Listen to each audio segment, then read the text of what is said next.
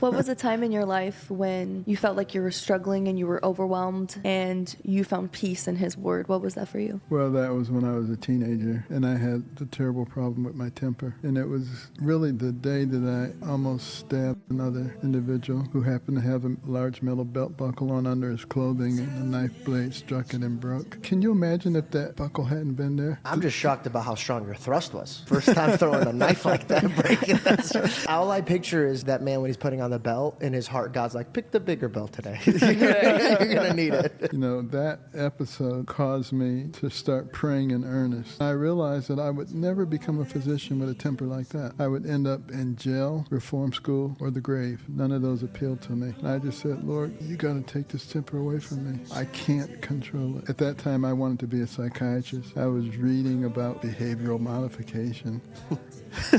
That's hilarious. Another angry guy explaining it to another angry guy. What do you think the problem is? I don't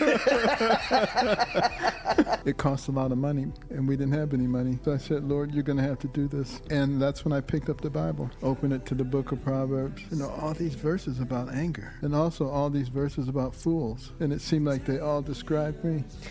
And I just earnestly poured my heart out to God. It dawned on me at that moment, in those 3 hours that I was praying and reading, that the reason that I was angry all the time is because I was selfish.